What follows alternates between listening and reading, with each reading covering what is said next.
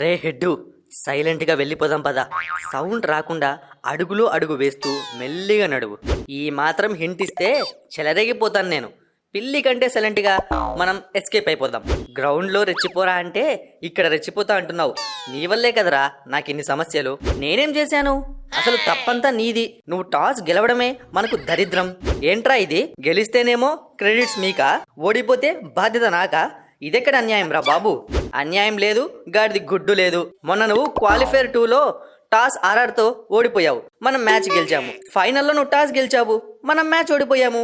Toss గెలవడం ఓడిపోవడం మన చేతుల్లో లేదు కదా ట్రావిస్. ఎందుకు లేదు? నువ్వు ఏదైతే టాస్ పడుతుంది అనుకుంటావో దానికి రివర్స్లో చెప్పాలి. ఈ మాత్రం కూడా తెలియకుండా ఆస్ట్రేలియాకు ఇన్ని కప్పులు ఎలా కొట్టావో ఏంటో. సర్లే, ఇవన్నీ మనం ఆస్ట్రేలియా వెళ్ళాక మాట్లాడుకుందాం. ఇక్కడే సొల్లేసుకుంటూ ఉంటే ఎవరో ఒకరు మనల్ని దొరకబెట్టేస్తారు. సర్లే, క్యాబ్ కూడా వచ్చింది, పద వెళ్దాం. హే, నన్ను వదిలేసి మీరు మాత్రమే వెళ్ళిపోవడం న్యాయమేనా? అబ్బా, వీడికి దొరికిపోయామా? ఎలాగోలా కవర్ చేయాలి. హే క్లాసెన్, నిన్ను కూడా పిలుద్దాం అనుకున్నా, కానీ సౌత్ ఆఫ్రికాకు ఈ టైంలో ఫ్లైట్ లేదు, అందుకే పిలవలేదు. ఈ టైంలో ఆస్ట్రేలియాకు కూడా ఫ్లైట్ లేదు, నేను చెక్ చేసా ఆల్రెడీ. వీడికి డౌట్ రాకుండా నేను మేనేజ్ చేస్తా. మేము ఆస్ట్రేలియా వెళ్ళట్లేదు క్లాసెన్, T20 వరల్డ్ కప్ కోసం అమెరికా వెళ్తున్నాము. ఓ అవునా, సరే సరే వెళ్ళండి, బాయ్. పిచ్చోడు నమ్మేశాడు, పద పారిపోదాం. హే కమిన్స్, ఎక్కడికమ్మా సైలెంట్గా ఎస్కేప్ అవుతున్నావు? ఎస్కేపా తొక్క, ఐపీఎల్ అయిపోయింది, మా దేశంకు మేము పోతున్నాము అంతే.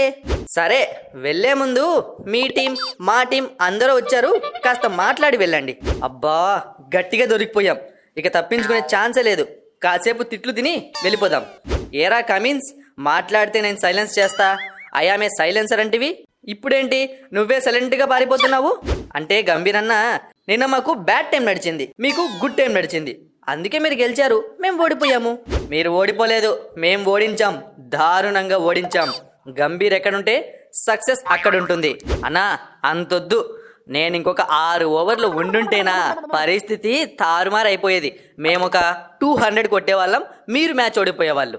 ఎవరు ఉండకని చెప్పారు? నేను 6 ఓవర్లు ఉండాల్సింది, కొట్టాల్సింది. ఇదిగో మిచెల్ స్టార్క్, ఈసారి నేను నీ బౌలింగ్లో అవుట్ కాలేదు. నువ్వు ఇట్లా నన్ను ట్రోల్ చేస్తే నేను హర్ట్ అవుతాను. అవుట్ అవ్వడం పక్కన పెట్టు, పరువు మొత్తం పోగొట్టుకున్నావు. ఎక్కడ నన్ను ఆడాల్సి వస్తుందో అని చెప్పి స్ట్రైక్ తీసుకోకుండా అభిషేక్ శర్మకి ఇచ్చావు కదా. నేను మరీ అంత పిరికోన్లకు కనిపిస్తున్నానా? నేను అలా ఎందుకు చేశాను తెలుసా? అభిషేక్ శర్మ అన్న ఫస్ట్ బాలు మిచెల్ స్టార్క్ కన్నా భలే వేస్తాడు కదా, ఆ బాల్ నేను ఆడాలనుకుంటున్నాను చెప్పి రిక్వెస్ట్ చేస్తే ఇచ్చా, అంతే.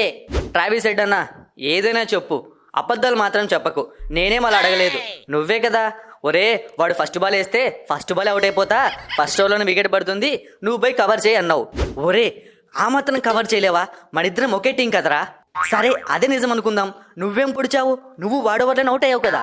అది అట్లుంటుంది మనతో. మరి ఎవ్వరు ఆడినా అవుట్ అవ్వాల్సిందే. ఇంపార్టెంట్ మ్యాచ్లో మిచెల్ స్టార్క్ పర్ఫామ్ చేయాల్సిందే, మ్యాన్ ఆఫ్ ది మ్యాచ్ గెలవాల్సిందే. అయినా మీరు 3 సార్లు 250 ఎలా కొట్టారా? కనీసం 150 కూడా కొట్టకుండా వెళ్ళిపోయారు ఫైనల్ మ్యాచ్లో. ఇదే నేను చూసిన వరస్ట్ ఐపీఎల్ ఫైనల్ తెలుసా అన్న. 250 కొట్టామని చెప్పి ప్రతి మ్యాచ్లో కొట్టలేం కదా. ఏదో అలా జరిగిపోయింది, మ్యాచ్ ఓడిపోయాము. ఇప్పుడు దానికి ఇక్కడ నిల్చోబెట్టి క్లాస్ పీకాలా? మీకు ఇళ్ళకి వెళ్ళాలని లేదా? ఎంజాయ్ చేయాలని లేదా? మేము అదేగా చేస్తోంది. మేము ఇంటికి వెళ్తే కూడా మాకు ఇంత ఆనందం అక్కడ దొరకదు. ఇక్కడ మిమ్మల్ని ట్రోల్ చేసి కప్పును మీకు చూపించి మీ కళ్ళల్లో ఏడుపు చూసి వెళ్తే అప్పుడు వస్తుంది మాకు హ్యాపీనెస్. ఇదిగో గుర్తు పెట్టుకోండి, కావ్య పాప కళ్ళల్లో ఏడుపుని చూసా నేను మీ వల్లే. కావ్య పాప కోసం నేను ఎరైనా అవుతా, సొరైనా అవుతా. నెక్స్ట్ ఐపీఎల్లో కలుసుకుందాం.